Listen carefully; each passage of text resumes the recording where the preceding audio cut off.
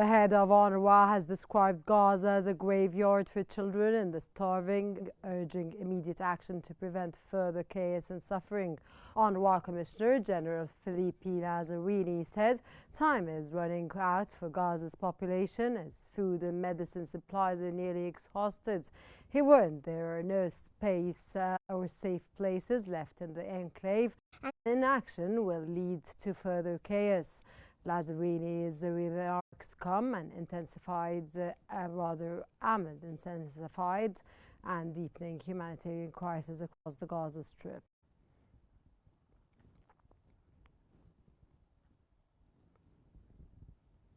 Egypt's foreign minister met his German counterpart to discuss Gaza's ceasefire efforts, hostage releases, and plans for post-war reconstruction. Egyptian Foreign Minister Badr Abdulati held talks with his German foreign minister on the situation in Gaza, focusing on resuming the ceasefire and securing the release of hostages and detainees. Abdulati also highlighted Egypt's plans to host the conference on early recovery and reconstruction in Gaza once the ceasefire is reached. He further stressed the importance of stabilizing the truce between Israel and Iran and called for renewed negotiations on Iran's nuclear program.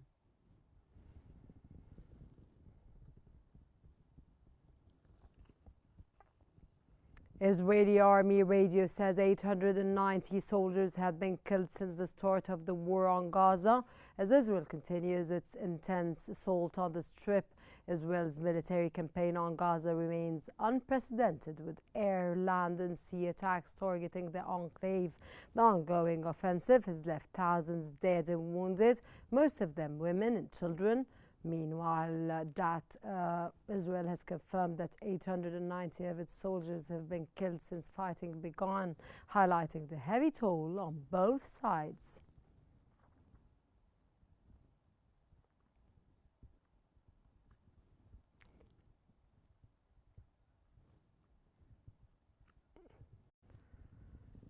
Israeli airstrikes have killed at least 10 Palestinians in separate attacks in southern and northern Gaza, according to local health officials.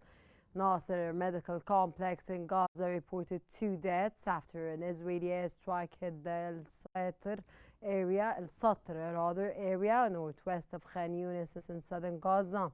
In another attack, 8 Palestinians were killed and several others injured when Israeli forces targeted Halima Saadiyya school in Jabalia al-Balad in northern Gaza. The strike come amid ongoing heavy bombardments across the Strip.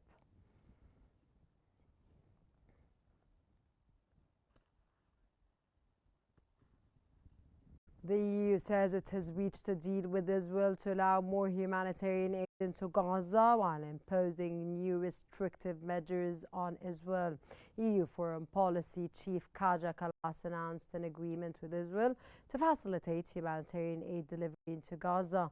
The measures include trade benefits for aid access, but also an arms embargo and a decision to deny Israel access to the EU's Horizon Research funding program.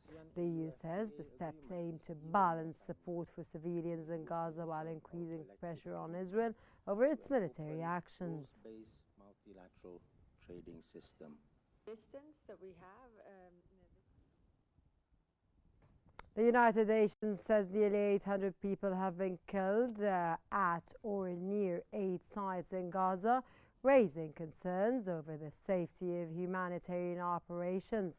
According to the United Nations, at least 798 people have been killed at or near Gaza aid distribution points, including 615 deaths near locations run by the U.S. and Israeli-backed Gaza Humanitarian Foundation. The United Nations Human Rights Office says that the GHF's approach, using private U.S. security firms and bypassing UN systems, is unsafe and violates humanitarian rules. The GHF has denied any incidents at its sites, while the United Nations continue to call for greater protection of civilians seeking aid.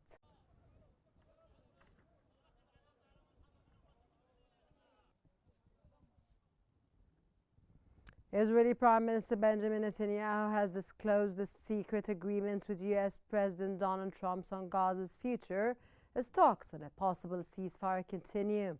Speaking to Newsmax, Netanyahu revealed an undisclosed agreement with President Trump regarding Gaza's post-war governance.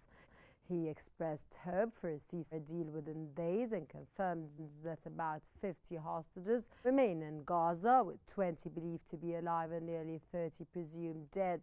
The remarks come amid ongoing negotiations to end the fighting and determine Gaza's future after the conflict.